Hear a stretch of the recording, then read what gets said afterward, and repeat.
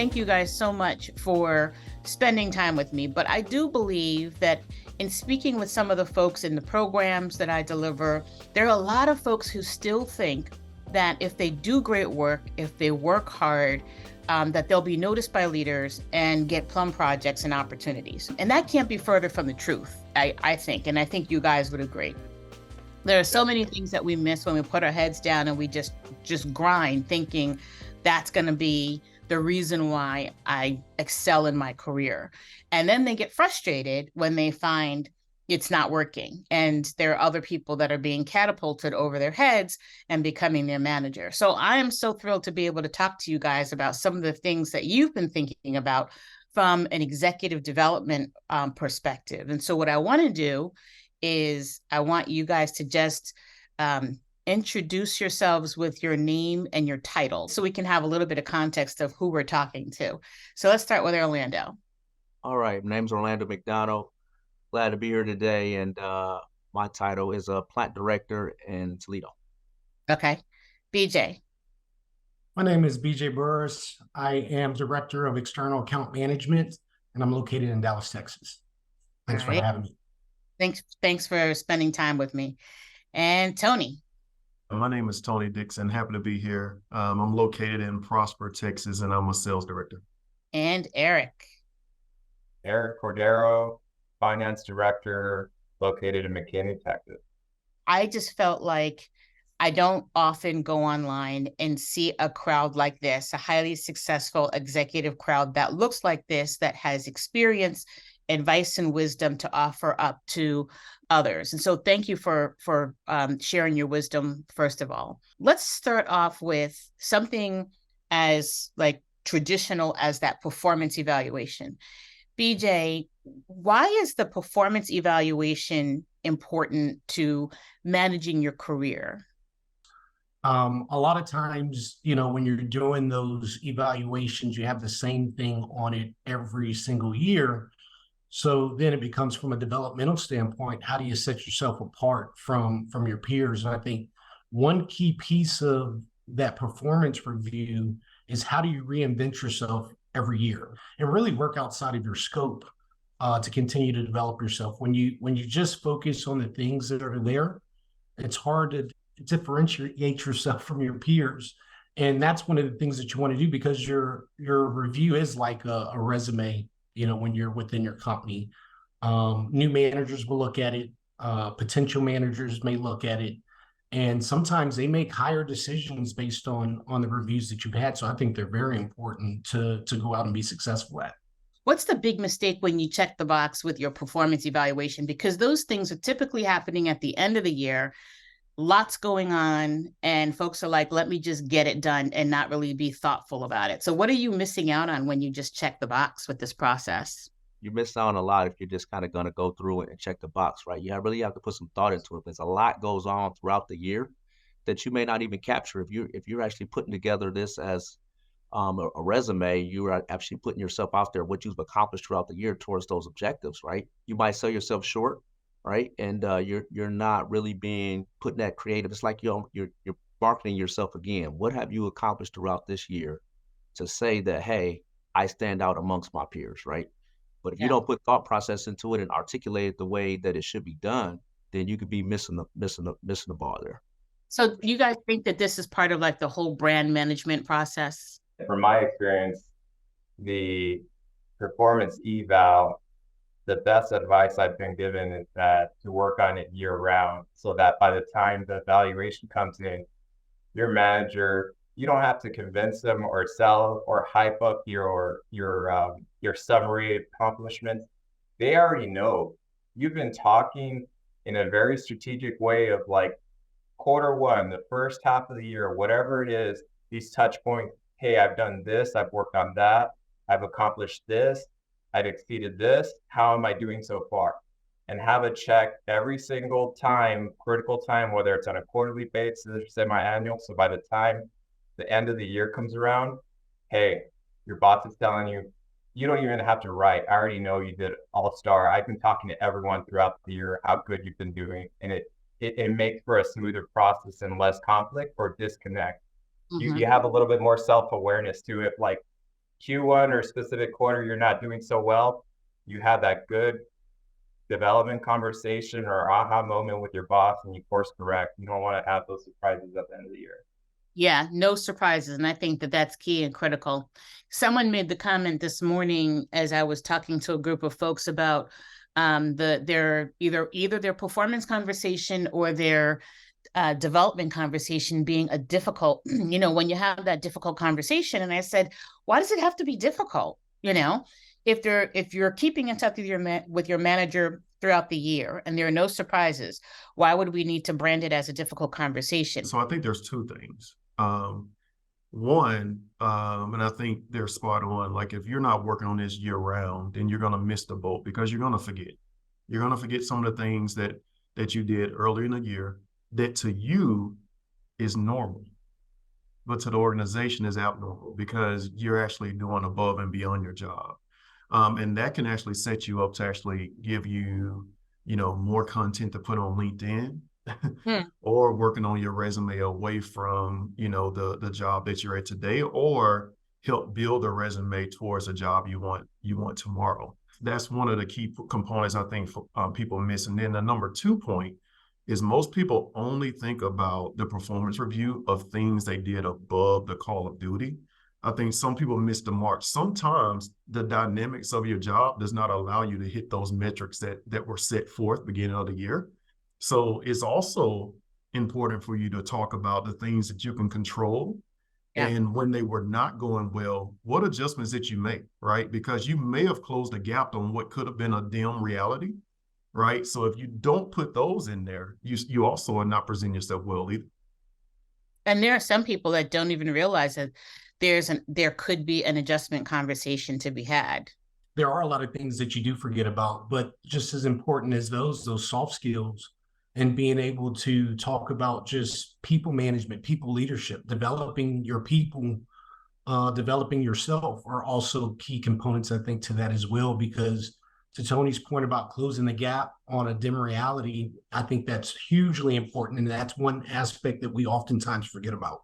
And speaking of soft skills, Eric, I wanted to ask you about the fact that you mentioned there's a huge focus on the development of hard skills and rarely focus on the development of soft skills.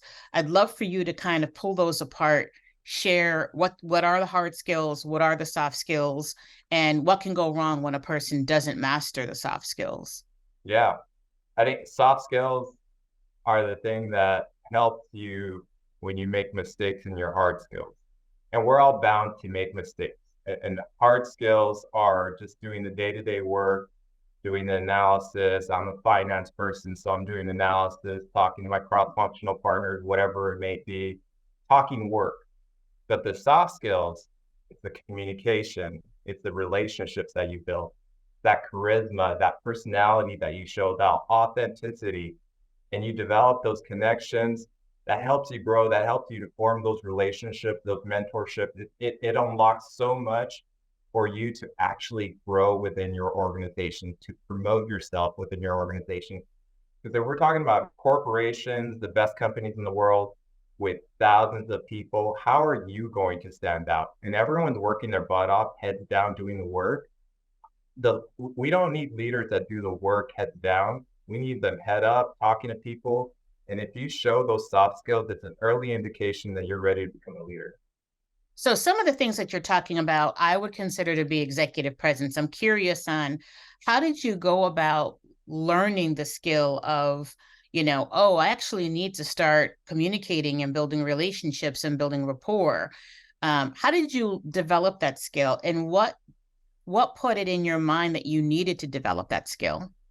When I came into the career that I'm in, I came into an organization and I was the first graduate of my family. I was the first graduate of my group of friends, and I was completely lost and didn't know what to do in my first company. And I was head down, working harder than everyone else and realizing that I wasn't getting noticed.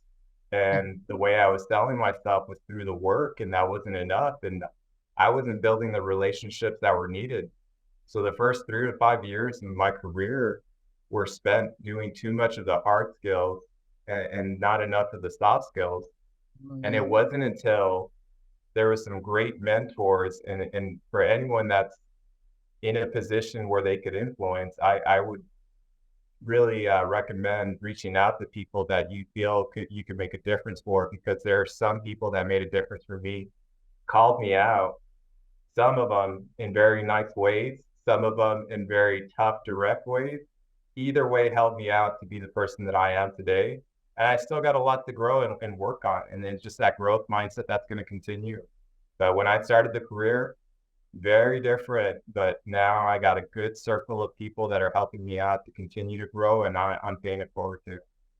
Why is it that you were willing to listen to the feedback? I started off thinking, if I do the work, if I do everything, it's going to come out. I think it's a little bit of self-development and self-awareness too. And you get to see, especially in large companies, who the go-getters are, who the up-and-comers are, and you start to see some of the traits that you have. You don't try to mimic them. You try to be your own authentic person, have your own personality. But I think the hard skills give you the confidence. And once you know your stuff, those soft skills are going to really help you out. That communication, that relationship, that's golden for you. And I know we're in a position where we've done pretty good for ourselves. I don't think of myself as someone that's made it, or I just continue to want to grow, and I continue to want to believe that I could make a bigger difference on someone. And it's a big mindset shift for me, and that's been fundamental and phenomenal for me. I'm so much happier, and I don't care of the title that I have. I make a difference because that makes me feel good. I make an impact because, you know what? Sometimes it's going to be a grind in a corporation. It's going to be a grind in a company. There's going to be a lot of things that you don't aren't the buttons to do. But if you get your mind right, to focus on the things that matter for you. Like, I love helping people. I love helping people develop, and I also like providing value. And I seek that out in the work that I do, and that's what really makes the return out for me too. How did you guys learn how to do that, though? Trial and error. Honestly, I think this is when that conversation comes where fail, but fail fast. Comes into play. I think is more important as you progress in your career, that you know that the risks that you take are high reward, right? Because I think when you're lower and you're developing, you take risks, but they're really calculated. But as you get into being a senior leader of an organization, of a Fortune 500 company, and if that's your goal, then you're going to have to take some risks that are high reward as well. And the people that are willing to take those are the ones that progress an organization. People, it's no different than Michael Jordan. Like he talked about, you miss 100% of every shot you don't take, right? And I think that translates well in corporate America. But when you're lower level, you don't think about it like that. You're rewarded for being a risk taker and being able to bring the leaders along with you in that journey. If you can't be one of those people, you're not going to be a successful senior leader in any organization. Orlando, I think you wanted to talk about stepping out of the comfort zone and taking risks. So, taking risks is very important, right? You may not want, or you may not think that, hey, I want to, take on this role. It's totally outside of my comfort zone. I really don't know too much about this area. But when you take those risks, especially coming to the executive level, that's what's going to make you, right? That's what's going to help you grow. You're going to exercise a different muscle, right? As you talk about influence, right? And I like to look at it from, like I look at an acronym called PI, right? Performance just gets you in the door, right? That's an invitation to the party. You got to perform. That's a given, right? But then you take a look at your image, right? And how are you looked at by your peers, right? How are you looked at when you're outside of work? Like, I like to look at it when you talk about athletes. What do you do? How do you perform off the court, right? What does that image look like? And then now you get that exposure. This is that exposure that you want, that, hey, Orlando or Tony, you can do something different. I can see you in a different light now versus what you were doing before. Let's stretch you to see how your influential skills are now, right? Before you were doing, the hard labor, doing that piece of the puzzle. Now let's put you over here, stretch you here. So stepping out that comfort zone, as he talked about, is gonna definitely get you that reward, right? You might, it's not forever, you don't have to do it forever, right? But you're gonna experience that and learn a new set of skills that's gonna transfer into that next role that you're gonna go into. And Yeah. that your executive leader is gonna look at you in a different light because now you're exposed to different things and now you're forced to exercise a different muscle.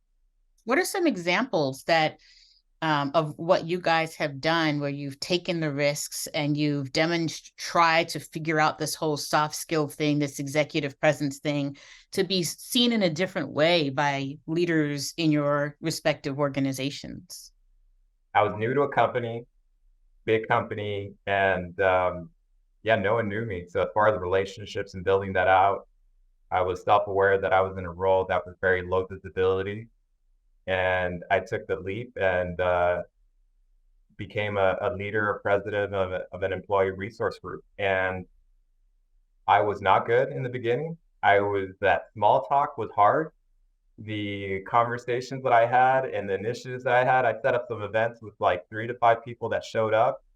And we're talking thousands of people in our company. So I had a lot of misses.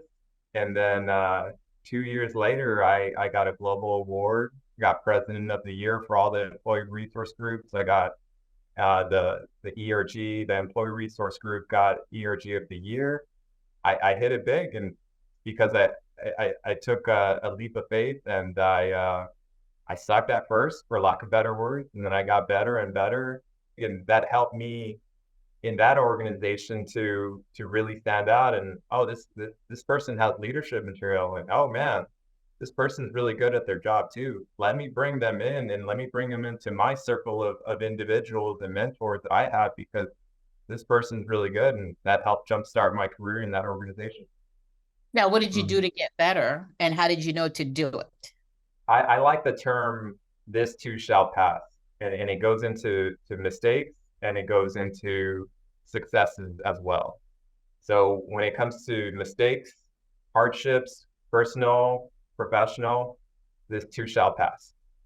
And whatever you're going through, whether it's positive or negative, it's going to pass, and you just got to fight through it. And the successes that you've had, or there's a big moment where you got an award, or you got something, got a win, that's going to pass too. And you got to keep grinding, keep working on it. And that's what I did. I had a lot of moments of this too shall pass in a not so bright way. And then I was humble enough to know in the nice positive events, the nice positive awards of the accomplishments, this too shall pass. And had to develop myself into a new individual where people knew me. I'm in finance for my analytical skills and my communication. And I said, you know what? I want to be strategic. I see all these leaders, and they're thinking outside the box. They're thinking 2 to 3 years in advance, and they're applying it to their day-to-day work. I need to start doing that. And over the years, I developed into a better and better strategic leader. And I will continue, because this too shall pass. I think that's spot on. And to go back to something Orlando said in reference to just getting outside of your comfort zone, I think as an executive, you have to get comfortable with being uncomfortable. You have to continue to, put yourself on those stretch assignments to learn a different skill set. You have to put yourself in a spot to where it may not even be your background, but somebody says, this person has a leadership capability and the skill set to go lead this part of the organization. Because a lot of the roles that you end up in as an executive, you may not have ever done those roles before, so by doing those and doing them early enough, I think you start to create bench strength for whatever company you're with. So instead of going vertically up, you start making some lateral moves and everything else, and just putting yourself in those uncomfortable situations. Get comfortable with them. Understand that you reserve the right to get smarter in any role that you're in. And I think those are some of those key pillars to success in being an executive. One of the things that I have heard from people continuously is that they have met an executive out networking. The executive says, put some time on my calendar. I'd love to connect, and they never follow up. So I want you guys to think about that. Why would an executive want to meet with you, and how do you move forward with that meeting? How do you plan for that meeting? This is like dating. The first time you set up a connect, it's like the first date. And after you've been on a couple dates, different people, it's not as hard. You ask them out, you say something. That's from a dating sense. I'm not a dating expert, so I'm not going to go into detail on that. You started it. Yeah, you did. You did start it. An executive comes to me and says, put time on the calendar, let's connect. It's so second nature for me. Yep, let's do it. 30 minutes. Love talking to you. Great conversation. Hoping to have 30 minutes to talk about career advice. One of the things that is really important in that transaction or any instances of meetings with executive is always having that type of, the executive has, obviously the senior executive has some sort of relationship, has power, has authority, has experience, has a lot of things that you probably don't have just yet. Leverage that. There's a lot of times people have come to me and told me that, you know what, I've had meetings with my mentors, my sponsors, senior executives, and the conversation just went stale, or we just didn't have much to talk about. You have to be deliberate about a problem that they could probably help out with, some advice, some aspirations that you have, a project that you want to do, whatever it is. I've had instances where I go to an executive, you've helped me out so much, you give me some great advice. What is a project that you would like me to focus on, or something that you need help with and that I could execute? And it's that always constant need, not need is a strong word, but that transaction or that value in that conversation, that something comes out of it, that I feel that those interactions become a little bit easier, and there's value and there's richness in the conversation still. And I would even go further too, that I've gone to numerous executives that I've never met before and essentially cold called them. And I said, I love that interaction. I love that conversation. I love the topic and how you talked about something. Whatever it is that gravitated me toward that leader, I mentioned that, and I'd love to have a connect with you 30 minutes to talk about your career, your background, and also go over mine. And it sometimes it goes great, sometimes it doesn't. But I've done enough where I've realized that you don't hit home runs all the time, but sometimes you have really good connections with certain individuals that last a long time. And it's just that 5-10 minute effort that really provides a lot of dividends over years. I think that's good, Eric. You talk about that first date, right?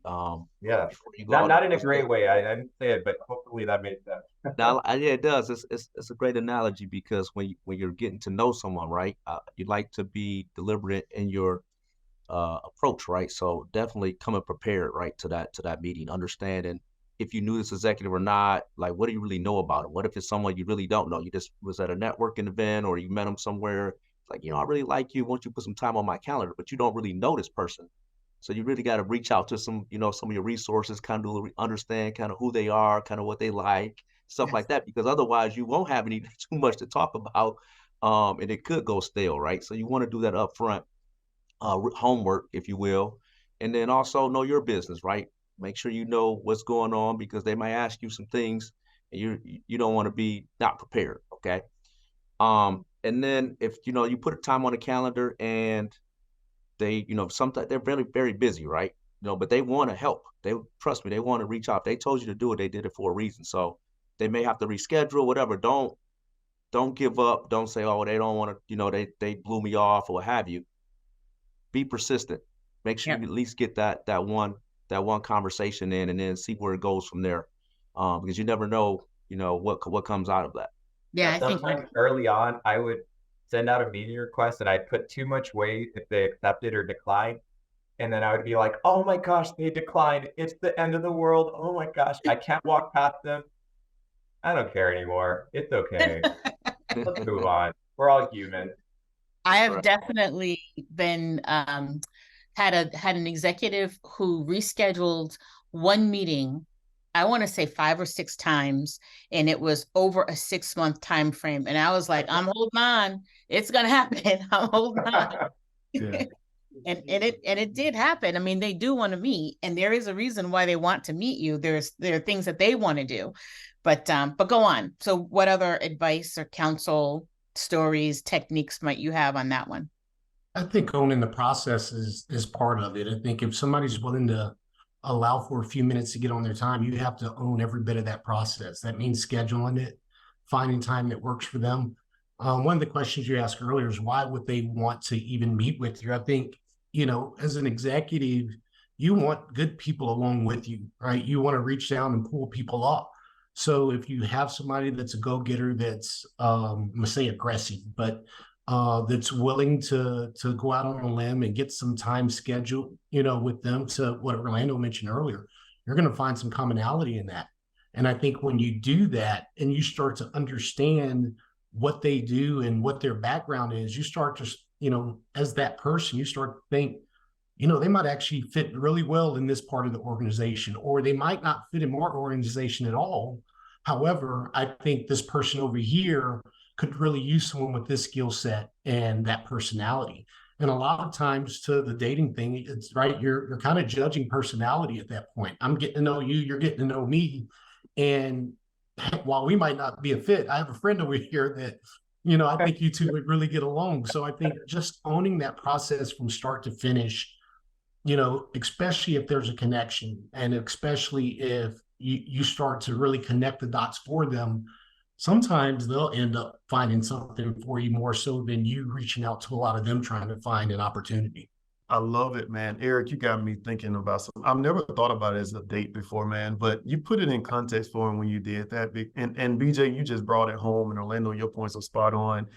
Here's my take on that is it as well as BJ, you said it right. It's like, hey man, when you see that person that you're trying to have a relationship with, you go all out to try to get some time with them.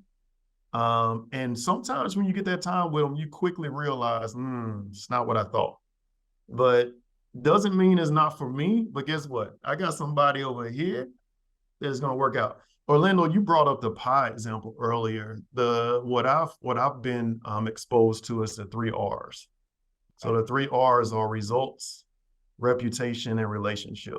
In my experience, when senior leaders come to you and say, get time on my calendar, they know that you have a great reputation. They know that you get great results, but they don't have a relationship with you. So they're trying to figure out, what is it about this person, and why is this person playing hard to get? In my experiences, it gives you an opportunity to lead that process and really get to understand them as part of the dating game, right? Because, what it does for you is, even when that doesn't work out, when they're behind closed doors, people planning, guess what? Now they're going to talk about the relationship that's established because your reputation and results are already there. The only thing that they didn't know is, how's this relationship work? I had to write that one down, Tony. That's good. I did. I wrote it down. So I think a common mistake that people also do is that when they do make this connection, they don't nurture the relationship, right? They get that first meeting, and then they expect for the executive to reach back out to them, right? And then it kind of goes cold, or, they have this long, break before they ever meet again, because you haven't nurtured that relationship and continue to like say, go all out to kind of understand if this is a good fit, and then you can still be friends, right? So even if you don't work out that way, where you're able to, be close friends, you can still be, mutual friends, and, you'll see them down the line. Oh, say hello, and, good things like that in past. Now, what's going on with you now, right? I haven't heard from you in a while, but you got to nurture that relationship. Real life example is that, and I'll keep it brief. I had a senior leader tell me that I have people knocking down my door to get time with you, and you've yet to reach out to me. And I didn't even think about it that way. I thought about it in a sense that, hey, you know me, right? We've had interactions. I work with you. And that feedback that he gave me was like, Tony, you're in a position where you can call your shot, and you're not. And I never thought about the negative connotations that come with that. because now it puts the senior leaders in a position where they're trying to decide what's good for you without your input. And sometimes, and in that reality, this happened to me like literally 3 weeks ago, right? So this is fresh. Did you And know? I did not know. I did not know. So I had to understand like what vibe was I giving off to someone who I thought had a good interpretation of what my needs were and where my career wanted to go. And I realized that one of the persons that I thought were closest to me in understanding my aspirations was probably one of the people that's been asked several times, what does Tony want? And they didn't have an answer. Ooh, I know, right? Oh my goodness. Yeah. And I tell people all the time, once you figure out what you want from a career perspective, you definitely have to plant the seeds. And to the degree that the industry shifts, then you need to, and your aspirations shift along with the industry, the problems that are out there that you now want to solve. You need to replant those seeds and make sure that there's no guessing games behind closed doors when people talk about you. Mm-hmm. A Absolutely. lot of times they're trying to decide on roles that aren't even on the books yet. Yes. So sometimes you may not even know, right? Yes. So that's a great point, Tony. Yeah. Real good. And in some cases, I think people need to forget about reaching out to these leaders solely for the purpose of being considered for an opportunity. In some cases, I think people need to reach out to senior leaders to learn more about the business, to learn their perspective about the business.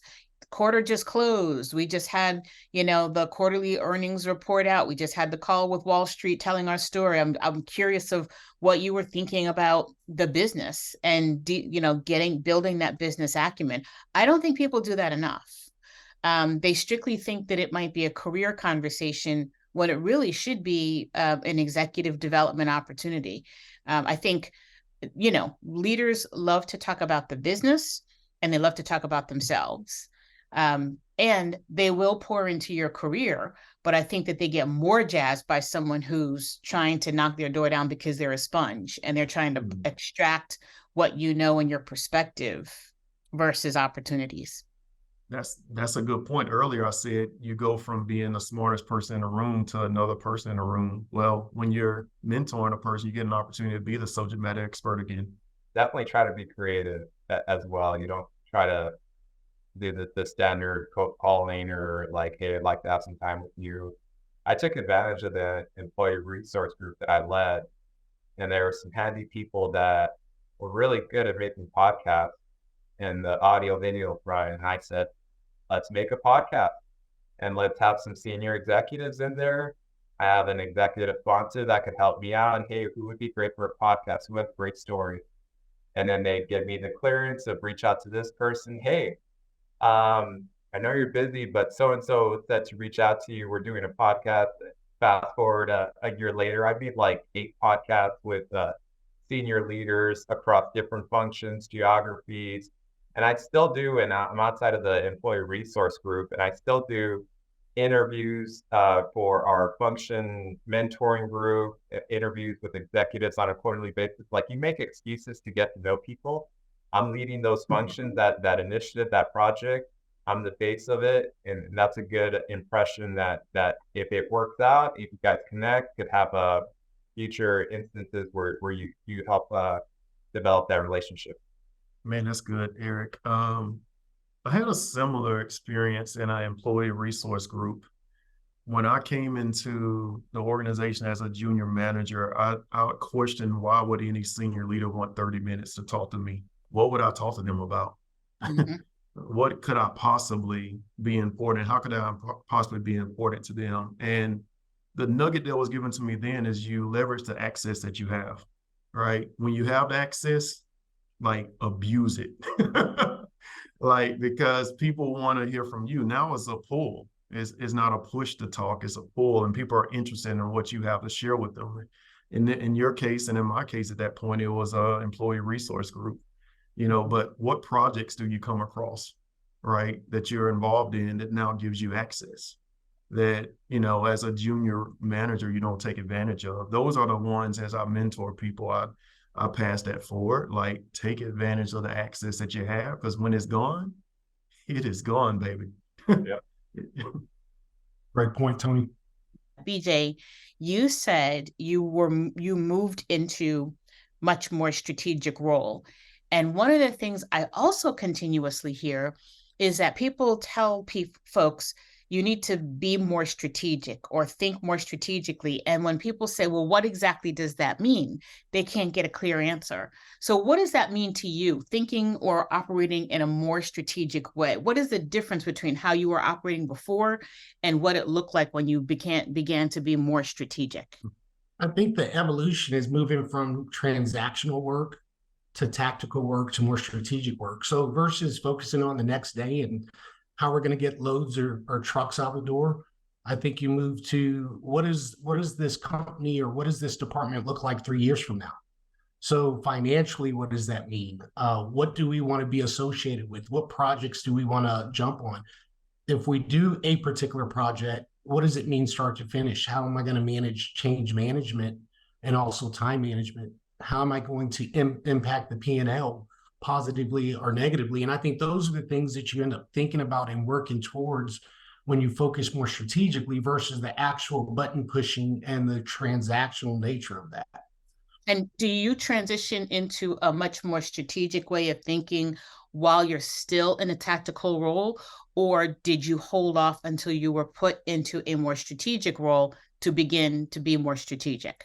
I try to do it as a tactical operator because you do see the future a little bit. I say, hey, I want to be in this role. I want to be like this particular executive. So you start to try to hone those skills. Unfortunately, for a lot of people, it happens way later, right? I think if we can pull back the curtain and see that a little bit earlier on, I think a lot of different people and sponsors and mentors would see that and pull you up as a result of you using that strategic muscle earlier in your career versus waiting later for somebody to say, hey, really focus on this because this could be important. So it sounds like going from a short-term view to a longer-term view and demonstrating that you have the ability to look at the long-term view before you're actually responsible for the long-term view. Yeah, I think so. Yeah, Janelle, it's interesting. I think I'm not sure who said it earlier, but someone mentioned the analogy of looking down and getting your work done. It's you got to look up. It's a transition from being that executional operator mindset to like BJ said, you got to be looking 3, 5, 10 years out, and really understanding, what are the business needs for whatever industry that you're in, and where is your organization currently, and then you build that platform or bring those resources in to say, hey, what might this look like, right? Now that idea turns into something actionable, which require a lot of cross-functional support to make it a reality. And guess what? Now you're in a position where you're demonstrating your ability to lead others, influence others, and think strategically. But it starts with looking up. You have to look up. I also think from a strategic topic, it doesn't have to be, obviously it's important to look in the future and now, but you could be strategic even in your day-to-day job. When it comes to conflict resolution, when it comes to communication, when it comes to things that require a lot of collaboration, it's so hard. And I keep on stressing this, the more you are aware of how large the organization is and how many heads you have to bring into a decision and make sure that everyone is happy, you as a strategic leader need to understand the point of view from a marketing executive, from a supply chain, whatever it is, and have that messaging, that communication that suffices their needs, brings everyone together, because the hardest thing to do is getting everyone to align on decisions. And if you are that person that can make everyone, based on your strategic approach, agree, you're golden. That's really good because, like you said, when you're working cross-functional, integrating into other departments or what have you into the process, it forces you to be strategic because you can't just go in and just say, I want you to do this or I want you to do that. You have to have a strategic approach or it's not going to work. I mean, it's a little bit of empathy too, where I have my own priorities, my own reasons why I want something approved or passed forward or a project done with. a cross-functional partner, whether it's the sales team, and I'm thinking about my job, sales, supply, um, another office, I need to be empathetic to know how to message it for them to see it and have a benefit for their group or their organization, or why it makes a broader group. Or sometimes I'm strategic and I bring in a higher up executive that I know very well, that is a cross-functional leader as well. And I have a quick cup of coffee with them, or some tea, whatever they like. Talk to me. Where am I missing this? How can I approach this better with this individual or department? What are the priorities, their initiative, their goals? And I make sure to tie in that messaging to the priorities, vision, goals, whatever it may be. I talk their language. I talk with what goals that they have to make sure that the job gets done for my needs. Yeah, I think Eric's hitting on a good point. And one, I try not to confuse the strategic nature of being an executive with being or having high emotional intelligence too, right? I think the two do work hand in hand. And sometimes that is a facet that we forget about, being able to just read the room and be aware and understand what people are thinking or what their needs are. So I think Eric does bring up a good point in, having high emotional intelligence as an example is a great benefit to being able to get things done and be strategic by nature.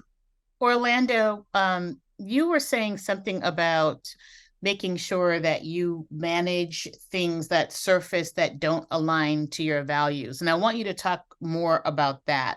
But I also want you to tell me, how do you know when things don't align to your values? Because I can tell you, I'm sure I have coached people who would say, I had a funny feeling about this whole thing, and I'm not sure what that feeling is. And it's probably a misalignment with values. But I'm curious, how do you know when something doesn't align to your values? What questions do you ask yourself? What kind of checklist do you have? And then how do you manage something when you know it doesn't align to your values? Well, as leaders, right, we're all have integrity, right? But there are some we're in a very competitive business, all of us, no matter what industry, and I'm sure it's rather competitive, right? And people get caught up in results, right? And that's when things start to get compromised. As leaders, you can't allow yourself to do that. And what someone told you, whatever form you were in, is that, hey, you do have a funny feeling that, hey, something's not right. So you have to ask those questions. Okay, well, why am I doing this? What is this? Where did this come from? Right? Like, what's driving this? What is the end result? What are we trying to achieve? Right?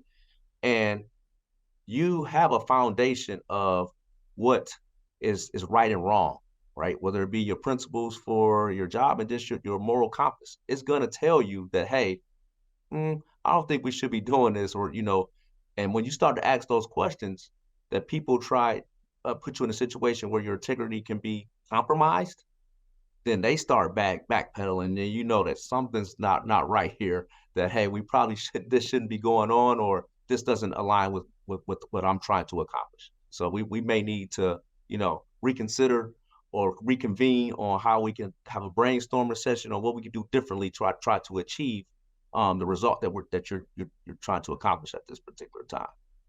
But us as human beings, there's always going to be a gut feeling that's telling you something is not right. Now, whether you choose to ignore it or not, that's where it comes into play that you can get yourself in some serious trouble.